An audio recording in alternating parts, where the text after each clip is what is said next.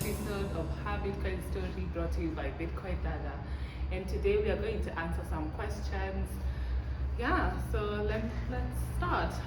My name is Sharon Murugi. I am in this Bitcoin Dada cohort, which is the fourth cohort, graduating soon. Yeah, so let's start. How do you see the future of Bitcoin, and what role do you think women will play in shaping that future? There's actually still a lot of mainstream adoption to be done. So education is actually a main focus in that area. Bitcoin Dada obviously is doing that.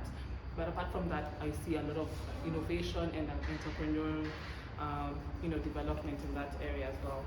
Tell us about a time you used Bitcoin in an unconventional or a particular way that surprised even yourself. I would say Twitter.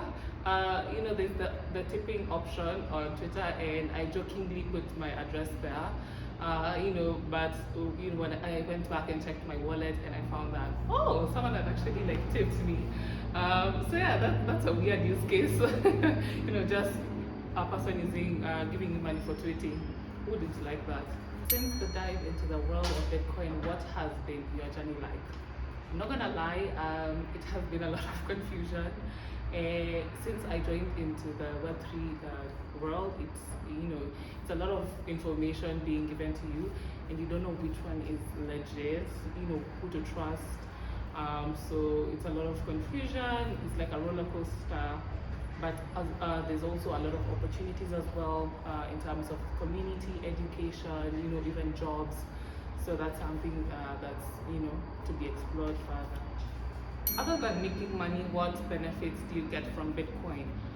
I would say community. Some of the closest friends I have are actually from the community. But apart from that, we have the education bit, career opportunities, and growth in general, because we are not here to stay, but we are here to grow. What advice would you give other women interested in getting involved with Bitcoin but might feel intimidated by the technical aspects? I have been in the space for less than a year, and let me tell you, the jargon in the space is crazy. Actually, the first meetups that I went to, it was a lot of just blank stares, because you're like, okay, what are they saying? And I actually met Marcel, the founder of Bitcoin Dada, a bit later on. So before that, it was a lot of male field rooms. But yeah, what advice would I give to women? I would just tell you to join communities. There are so many communities in the Bitcoin space, but women specific, Bitcoin Dada exists for that. It's not just a community where you learn about Bitcoin, it's also a personal development, family. So educate yourself. Apart from educating yourself, you have to do it in a way that's sustainable.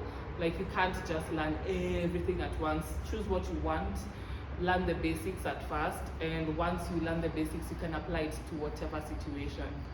So that's my advice to you.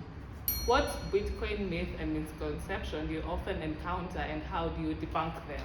Oh, this is a good question, because I actually had a whole last debate talking about this. The common myth is that Bitcoin is solely used for illegal activities and whatnot. So Bitcoin is not only used for illegal activities. Yes, we do have some bad players in the space, but it's more than that. Bitcoin is used for inclusivity, banking the unbanked and underbanked. So there are better use cases for it than the bad use cases. So yeah, that's a myth that I would like to debunk. As a female Bitcoiner, what unique perspective do you bring to the table that can benefit the overall Bitcoin community? That's a very good question. Props to Minai for that. I would say diversity and inclusion, also representation in the space. For one to want to join the space, you need to see someone who looks like you, so that they can sort of motivate you to joining the space. Actually, that's what Lorraine was to me. I saw her in the room of men, and I was like, I want to be that. So yeah, it definitely helps. Also, we kind of need a female perspective in things, be it in the building, be it in the education. We do need that a lot. So that is a perspective that I am bringing in the space. As a female Bitcoiner, what challenges have you faced and how have you overcome them? I would want to say that inclusivity in the space would be a real issue, but I've seen a lot of representation in the space, so that's not really a problem. But for me, I feel women-centered education is what might be lacking a bit, because the way you explain something to a man is definitely different from how you do it for a lady. But other than that, I feel like the space has been quite inclusive. Anyone is welcome. So yeah, that is my take.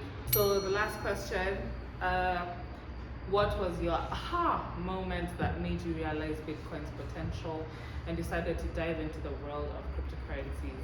I joined the space by studying the blockchain technology, which is basically the underlying technology in cryptocurrencies, and I was like, yo, this thing is like massive. I would say once you learn about the underlying technology, which is the blockchain, you sort of go into this rabbit hole where you learn about digital currencies and the use cases that it has. I think for Africa we have a lot of use cases for Bitcoin, so it's definitely something that was like, I want to learn more about this. So yeah, we are done with the questions. I will just put them back and tell you a bit about Bitcoin Dada. So Bitcoin Dada, it has grown to be a community where females feel free and learn about Bitcoin, but apart from that, it's also a family where there's development happening. So if you know a female who might be interested in learning more about Bitcoin and the whole Web3 space, please tell them to follow our socials, and apart from that, join the classes when the next cohort begins. So that's it for me. Thank you for tuning in. Proudly brought to you by Bitcoin Dada.